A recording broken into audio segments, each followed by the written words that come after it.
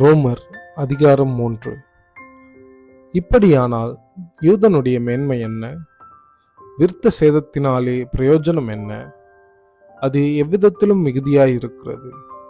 தேவனுடைய வாக்கியங்கள் அவர்களிடத்தில் ஒப்புவிக்கப்பட்டது விசேஷித்த மேன்மையாமே. சிலர் விசுவாசியாமற் போனாலும் என்ன?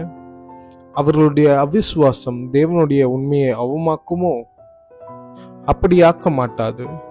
நீர் உம்முடைய வசனங்களில் நீதிபரராய் விளங்கவும் உம்முடைய நியாயம் விசாரிக்கப்படும் போது வெற்றி அடையவும் இப்படி ஆயிற்று என்று எழுதியிருக்கிறபடி தேவனே சத்தியபரர் என்றும் எந்த மனுஷனும் பொய்யன் என்றும் சொல்லுவோமாக. நான் மனுஷர் பேசுகிற பிரகாரமாய் பேசுகிறேன். நம்முடைய அநீதி தேவனுடைய நீதியை விளங்க பண்ணினால் என்ன சொல்லுவோம்?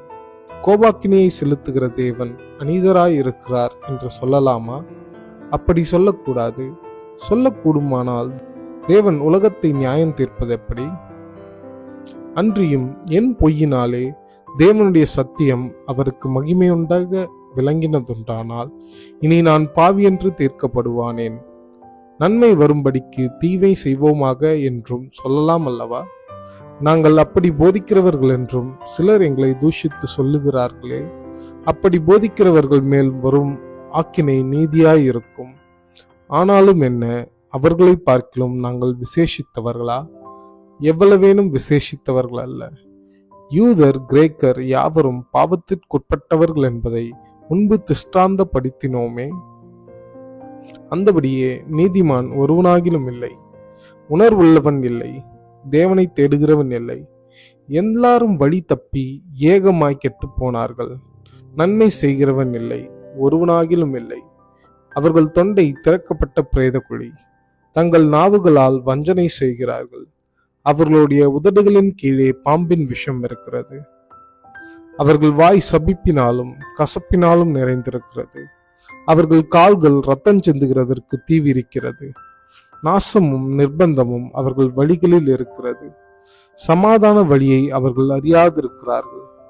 அவர்கள் கண்களுக்கு முன்பாக தெய்வ பயமில்லை என்று எழுதியிருக்கிறதே.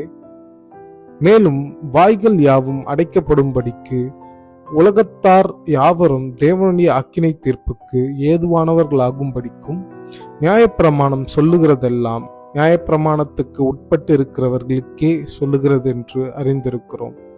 இப்படி இருக்க பாவத்தை அறிகிற அறிவு நியாயப்பிரமாணத்தினால் வருகிறபடியால் எந்த மனுஷனும் நியாயப்பிரமாணத்தின் கிரியைகளினாலே தேவனுக்கு முன்பாக நீதிமானாக்கப்படுவதில்லை.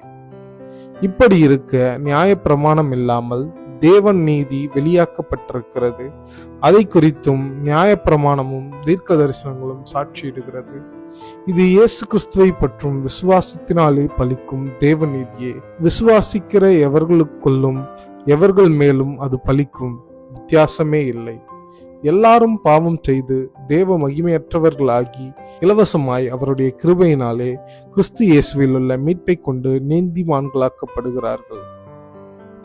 தேவன் பொறுமையாயிருந்த முற்காலத்தில் நடந்த பாவங்களை தாம் பொறுத்து கொண்டதை குறித்து தம்முடைய நீதியை காண்பிக்கும் பொருட்டாகவும் தாம் நீதியுள்ளவரும் இயேசுவனிடத்தில் விசுவாசமாய் இருக்கிறவனை நீதிமானாக்குகிறவருமாய் விளங்கும்படி இக்காலத்திலே தமது நீதியை காண்பிக்கும் பொருட்டாகவும் கிறிஸ்து இயேசுவினுடைய இரத்தத்தை பற்றும் விசுவாசத்தினாலே பலிக்கும் கிருபாதார பலியாக அவரையே ஏற்படுத்தினார். இப்படி இருக்க மேன்மை பாராட்டல் எங்கே? அது நீக்கப்பட்டதே. எந்த பிரமாணத்தினாலே? கிரியா பிரமாணத்தினாலேயோ அல்ல, விசுவாச பிரமாணத்தினாலேயே. ஆதலால் மனுஷன் நியாய பிரமாணத்தின் கிரியைகளில் இல்லாமல் விசுவாசத்தினாலேயே நீதிமானாக்கப்படுகிறான் என்று தீர்க்கிறோம். தேவன் யூதருக்கு மாத்திரமா தேவன்? புறஜாதிகளுக்கும் தேவன் அல்லவா? ஆம், அவர் புறஜாதிகளுக்கும் தேவன்தான். விருத்த சேதனம் உள்ளவர்களை விசுவாசத்தினாலும் விருத்த சேதனம் இல்லாதவர்களை விசுவாசத்தின் மூலமாயும் நீதிமான்களாக்குகிற தேவன் ஒருவரே. அப்படியானால் விசுவாசத்தினாலே நியாயப்பிரமாணத்தை அவமாக்குகிறோமோ? அப்படியல்ல, நியாயப்பிரமாணத்தை நிலைநிறுத்துகிறோமே. ஆமென்.